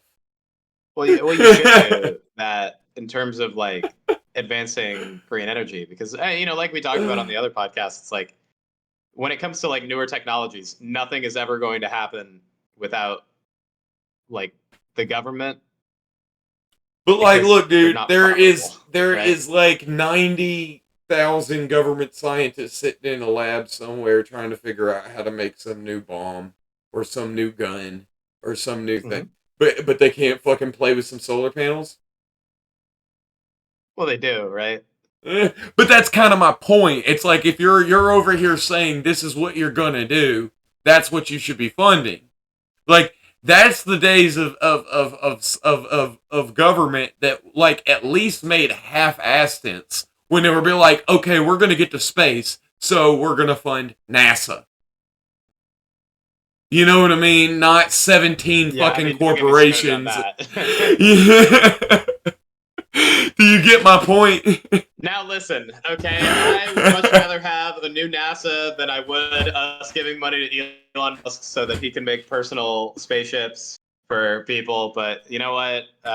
Commercial spaceships probably need to happen, and I don't think the government. And don't get me wrong, it's not. The government to do that. And a lot of people will be like, put. And I'm like, dude, I don't give a fuck what you say. Public-private partnerships is literally fascism. Not figuratively. Literally fascism. Like, go look up Mussolini. I don't think that I would broaden the term of fascism to describe a specific thing that happened under fascism. But okay. No, that's literally what he advocated for. He was like, dude, trust me, everything will be better if the government just picked corporations to elevate. Things than that. But like, what I mean is like, that was the foundation. That was like from each according to their ability to each according to their need. That was to the level of fascism as that is to communism. Like literally that is foundationally. Yeah, like all the companies should be owned by the government and like the not necessarily that they should be owned. The people are part of the state, you know. Not that they should be owned by the government, but that they should be supported, right? And that they should support the government. That they should be a team. That was kind of the argument. It wasn't necessarily. And even if you look under Nazi Germany and like all that, like Volkswagen and all that, like a lot of those those weren't owned by the government, but they were team working back and forth, buttering each other's hands. The purpose is not to like produce a good and be capitalist. The purpose is to serve the state. Yeah. Exactly. You know what I mean? And that's kind Yeah, of the thing. Is it's which is like, definitely a way and that that's where you Nazis got certainly people think like about things. that's where you got people like Elon Musk, which a lot of people hate when I hate on him. But I'll be the truth here: the man has no money if it wasn't for government. He's also a dipshit. The man has no money if it wasn't for government. Tesla's only profitable because of tax credits. Fucking the Boring Company never got profitable. The SpaceX is only profitable because of money from the government and tax credits. Government, yeah. And if you also look at back into his history where his money actually originated from, it was because his family was really in good with the government of South Africa and a lot of blood diamonds. Yep. And raping and pillaging. Yeah, Elon Musk is definitely. So like you go all the way through it. It's like if it wasn't for a shitload of forcible theft of wealth, Elon Musk would be a broke dude in South Africa, I guess. Well, he wouldn't be broke. He would just be like a regular amount of very rich. No, I mean, no, I don't even mean that. I'm saying like I'm even taking the money from his parents from, you know what I'm saying, that because if it wasn't for the fact that they were supported by the government over there, you see what I'm saying? Okay, then, sure. Yeah. Then he wouldn't have had that money either. No, I get it. You see what I'm saying? He'd be some broke white kid in freaking South Africa. Elon Musk is one of my...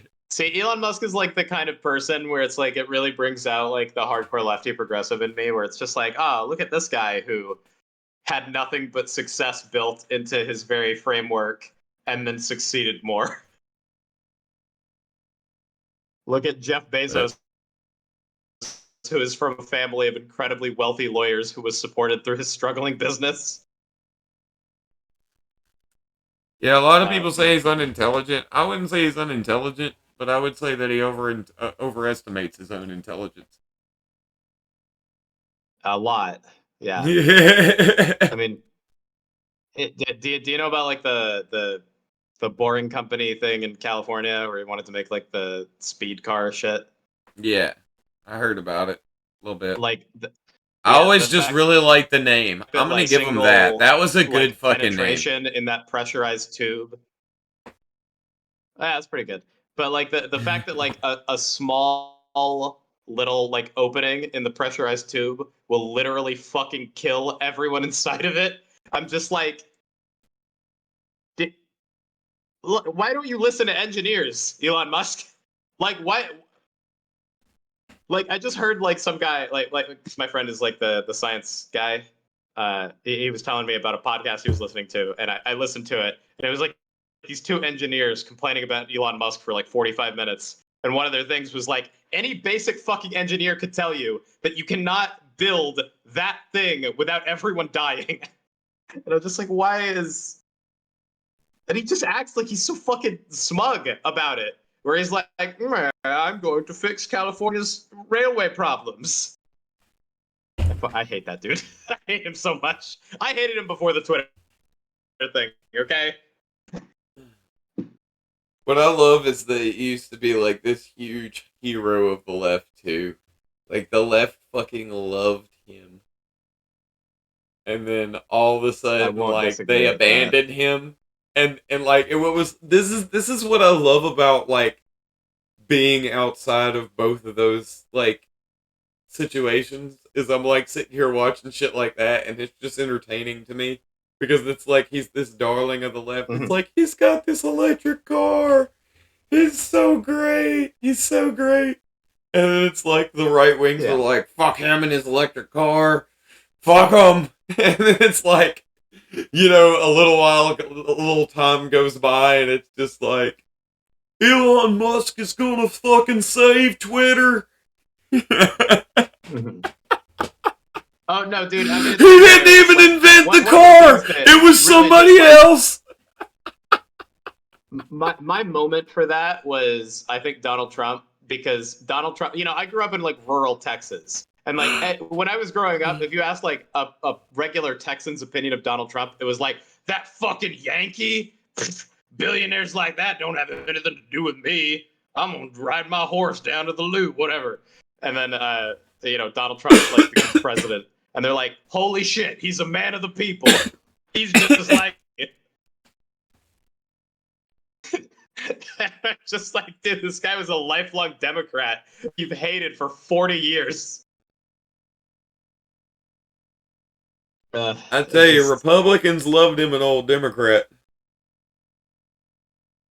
Apparently, yeah. Reagan, Trump, Musk, Rubin. Okay, I don't buy that. The Dave Rubin thing, I don't buy. This dude has been a conservative his whole fucking life. It's just like, actually, I'm classically liberal and gay. And I'm like, everything that you say is a conservative thing. Stop. He says he used to be a Democrat. I don't fucking buy it. I think that dude has. Like, well, the classic liberals he did. I don't think he was. Maybe he was like a card-carrying Democrat. Well, you got to realize that, like, at one point, Democrats used to be a lot bigger tent, and they did used to include the classic liberals, and that was the people who were just kind of like, hey, everybody should be free. They were the hippies. You know what I mean? The hippies were generally classical liberals. About like liberalism that broad, everyone in America is a liberal. No. Now, yeah, like now, I would argue that the Republican base has moved to classically liberal, but that's kind of the ratchet effect to be fair. Because like you're. I don't think like classical liberalism was basically like. Classical liberalism was just basically like, the government shouldn't be involved in social issues. It's like the maximum amount of liberty for the maximum amount of people, right? It's like the basis of liberalism. Like, well, it's like I said, it's literally that. It's socially liberal. A lot of times they're fiscally conservative. But that's just they're socially liberal. They want stuff. Yeah. I mean, yeah, neolibs, neocons, they're very similar as well. Yeah, it's where like the whole like. But classical liberals and libertarians are similar, but they're different. Laissez-faire economics and whatnot. Yeah. A little bit more arc to the men arc. Many drugs. A little bit more arc to the men arc in the classical liberals. Mm-hmm. Less men. Yeah, but like I don't know, like in terms of like, yeah, I don't know, like in terms of like Dave Rubin, I don't think that dude was a liberal. Okay, not in a way that like and just like libertarians used to be part of the Republican Party, and they split off. The modern Libertarian Party, they split off because of Nixon. I didn't know that. Yep, Nixon left the gold standard, and they dipped, and then they came back also to support Ron. By the way, they actually came back. Yeah, they came back to support Reagan, right? With Ron Paul as the leading the charge to support Reagan, and then like a few months after Reagan won, Ron Paul came out and was like, "I disavow Reagan and completely take back all of my support." Basically screw him and the horse he rode in on. Because he like betrayed every damn thing he said he was going to do for the libertarians. Yeah, he did. Yeah, he did. But if you actually look, the libertarian support is part of what won him the presidency. He actually did really fucking well across the fucking board. But like I said, he was in the Democratic Party. He was a he was a socially liberal guy, and then he, like I said, Republicans loved him, a former Democrat, and he swapped over when he ran. Yeah, but it also like depends on like the time that you're in, right? Because like Reagan might have been like socially liberal for his time, but then like 50 years later, what was then socially liberal is now conservative, right? Yeah. Exactly. Because he might just not have changed that value. But what was I going to say? Ratchet Yeah, back. like I still think like the Democratic tent is like pretty wide. I think the Republican tent is much less wide now. I think it's kind of just like two groups, and there's a little bit of variation I would agree with you there. also because I do think they're like like a New York Republican.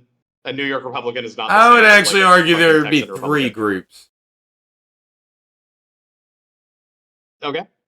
I would argue that there's like the MAGA types, then there's the neocons, and then there's like the old school like Which are much smaller Republicans who now. feel Yeah, like exist.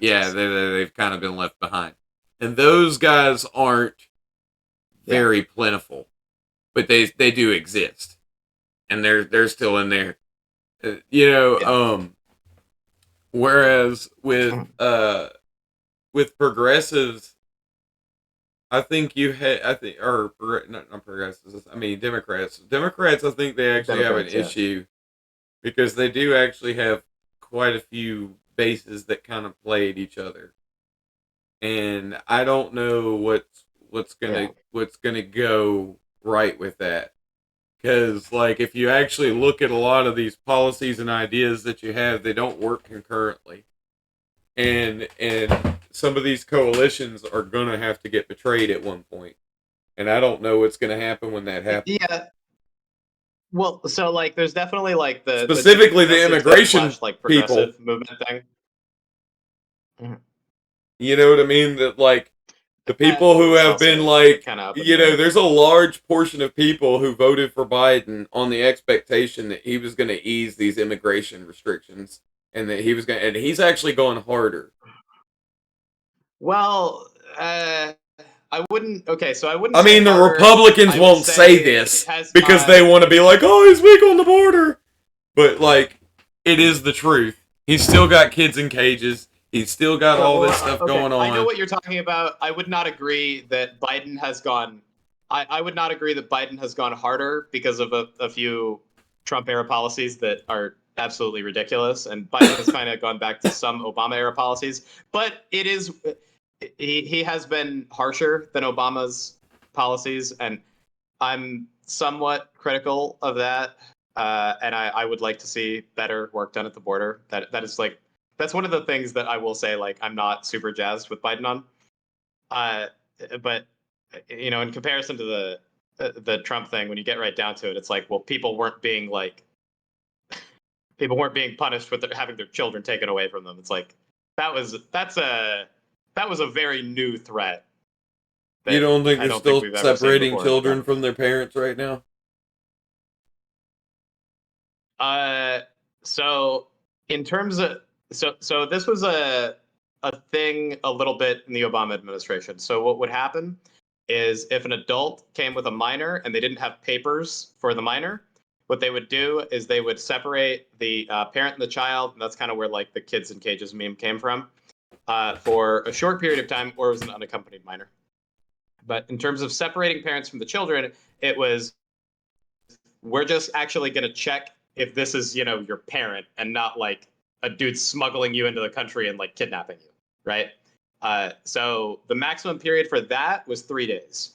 And so 3 days would go by, and if they couldn't figure out whose fucking kid this was, they would be like, okay, we have to send you back. Like, we can't fucking do anything about that. But most of the time that did not happen, and they either verified it was their kid or they didn't. But with Trump, it was like, if you come over, we're fucking taking your kid from you. And it was like months and months of time that these kids would be separated from their parents. And, in the 8 cases that it happened in, the kids died, which is like, okay, clearly the kids aren't being taken care of, even the unaccompanied minors. So it's not only is it like the conditions are a lot worse, you're threatening illegal immigrants with like, we're going to fucking separate you from your family, which is really fucked up.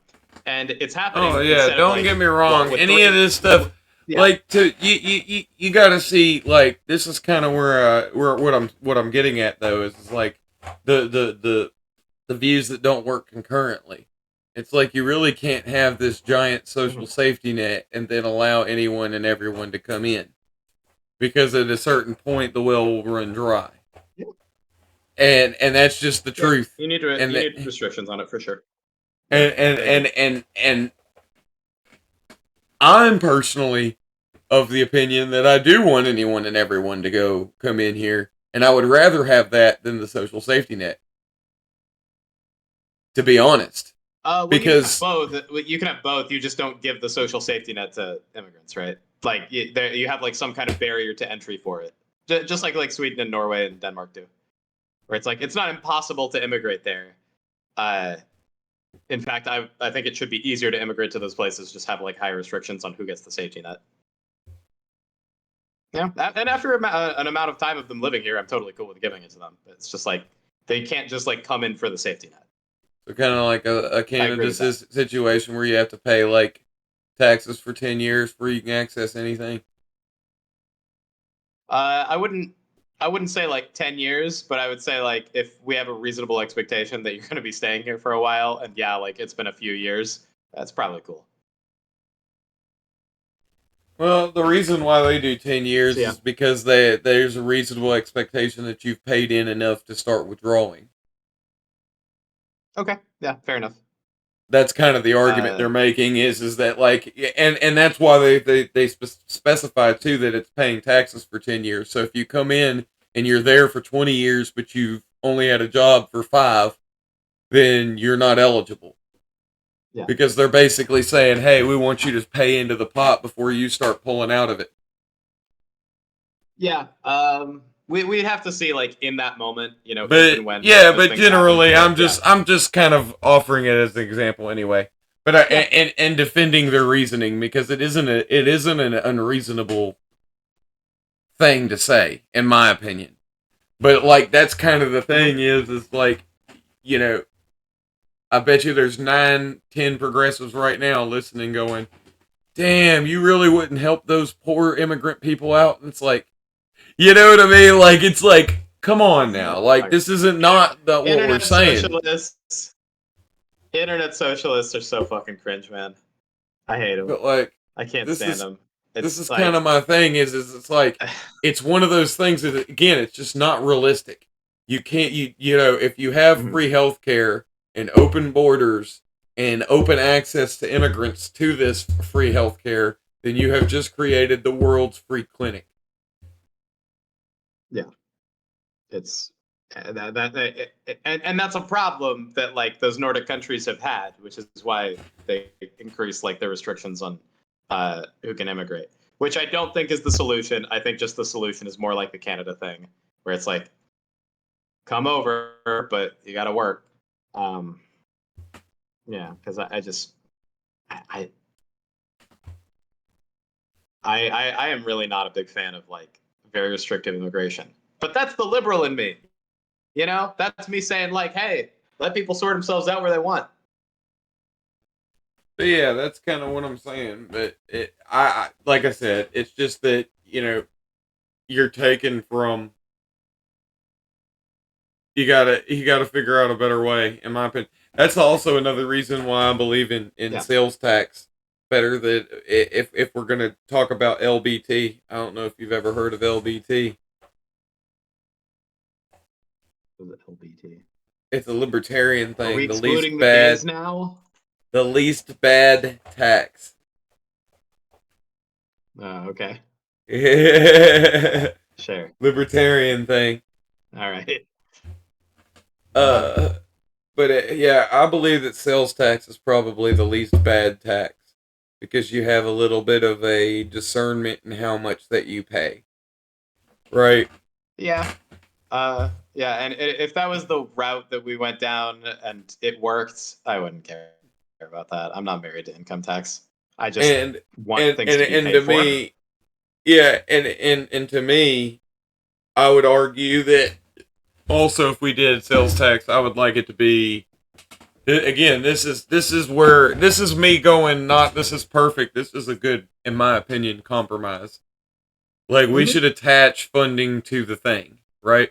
So it's kind of like the idea of like drugs. So we, to circle back to that, say you want to fund drug treatment instead of putting people in prison because that doesn't work, right? Say we put a 5% or 10% tax on drugs, sales tax. and every dime of that goes to fund drug treatment. So the more people that do drugs, the more funding we have for drug treatment. The less people that do drugs, the less funding we have for drug treatment. Sure, and I think it's fine if there's like a so basically, the worse the problem becomes, the more there is to fix it. and this idea just like, is used for tags with deer. You know what I mean? And other animals and stuff like that in hunting, where they go, hey, we're going to sell you this tag. And then we take that money and we use it for conservation and helping these animals have places to repopulate and, you know, all the little things that animals need. You know, wildlife people do stuff. You get my point. There's, I think I've told you before about the rhinos where they sell, like, well, they'll literally sell a tag to kill this like sick old rhino, and then they'll take that money and pay farmers for every rhino they have on their farm. And so because they pay them for having rhinos on their farm, they won't let anybody poach them. They protect them. Oh, yeah. I mean, you see what I'm saying? It's just it's a way of like it's a way of solving the problem based on how much, you know, the interest there is in creating the problem, if that makes sense. Yeah. No. Kind of like the idea of a toll road being a better idea for a road, because it means the more you drive on the road, the more you pay for that road. And the less that people drive on the road, the less they pay for that road, which is a good idea because the less people drive on the road, the less damage is done to the road. Meaning, the less often it needs repair. Now, that doesn't necessarily mean that you should be paying more than you're paying now. I don't think you would be paying more. I'm saying remove the gas tax and instead have like your little 10-cent meter. You know, you're in Texas. I know you have that little fucking thing duct taped to the top of your damn windshield, where you go through the damn little thing and it charges your card to go through the little toll roads. You know what I'm talking about? Oh no, I do know what you're talking about. That's not really like a thing in my area of Texas, but I know what you're talking about. But yeah, like I know in parts of Texas anyway. It's my just brother has it here. There's not a lot of toll roads in San Antonio specifically, but yeah. You get what I'm kind of saying. Yeah.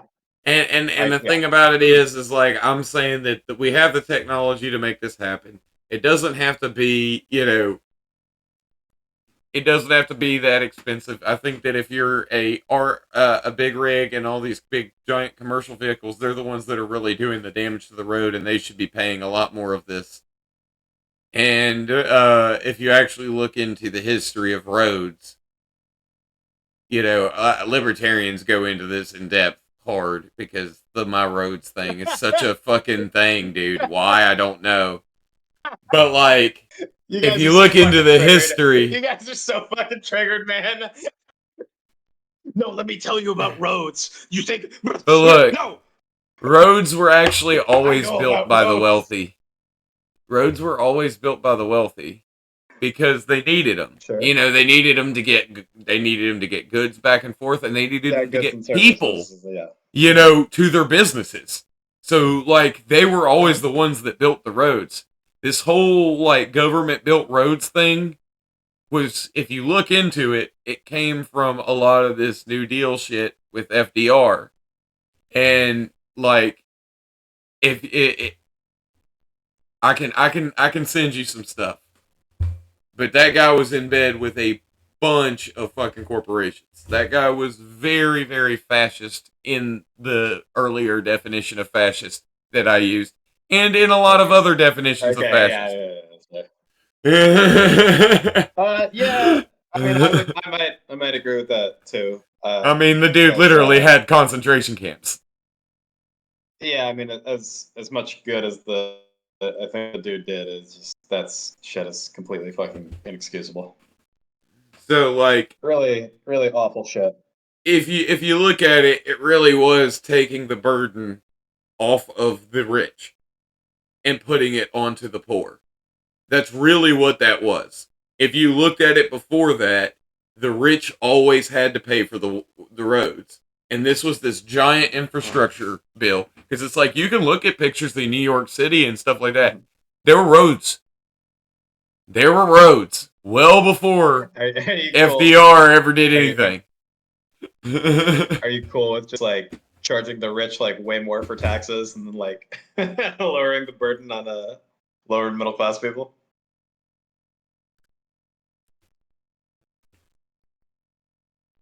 Like I said, it's not about just charging the rich. That's exactly the point. It's like this is where you're missing the point. The point is it wasn't just the rich that paid for generally. No, it was the people that needed the roads about that paid for the roads. I was curious. No, so I don't believe in taxes at all, dog. I don't believe in taxes at all. What I'm saying is the people that needed the roads paid for the roads. And the people that needed the roads the most were the people like these big giant corporations. And why did they need this interstate highway system? Was to get goods back and forth with these mega corporations. These mega corporations would never have been able to do what they did without FDR's highway system. They really wouldn't have. Like, Walmart and all that. Like, have you been on a highway? It is all big rigs. It is almost all big rigs on that freaking thing. You know what I mean? That is who those are built. Those highways are built for. You know what I'm saying? That is who it is built for, and we are paying for it because I'm in Texas. You know what I'm saying? And that is what we are paying for. We are paying for them to be able to drive. And the thing is that gas that they put in that big rig is written off on their fucking income taxes at the end of the year. Well, yeah, of course, it's a business expense, right? Right. You would expect that. That would be insane to not have. But that gas tax you have to pay. And then you still have to pay income tax at the end of the year. At least if you own property, especially in Texas. Property tax in Texas is fucking insane. Apparently, I don't own property. My dad owns a house in Texas. He's talking about fucking selling because he's like, he is bitching. He is like, oh my god, the property taxes alone are just insane in Texas. It's really funny because everyone always has the meme of them fucking Californians are moving over to Texas, and you're like, these fucking property taxes. I like hearing that. That's fun. That's a nice new thing that I learned. Yeah, the property taxes in Texas are insane. Yeah, so that's really funny. Yeah, that's not the greatest place to go if you're trying to avoid taxes unless you plan on renting. If you plan on renting, you're straight. But then even still, you really are paying those taxes because it's coming down through your rent. Yeah, for sure. That landlord's not gonna pay it. Well, Daniel. By the way, we are an hour after you said you wanted to stay. So yeah, we are hitting the end. It is the end of the. It is the end of the realm. But yeah, dude, I appreciate you coming on, guys. Go on, Dr. Always. Ganja. Yeah, anytime. Dad Influence. That's your beautiful promo code. It'll give you free shipping. We'll catch you on the next time.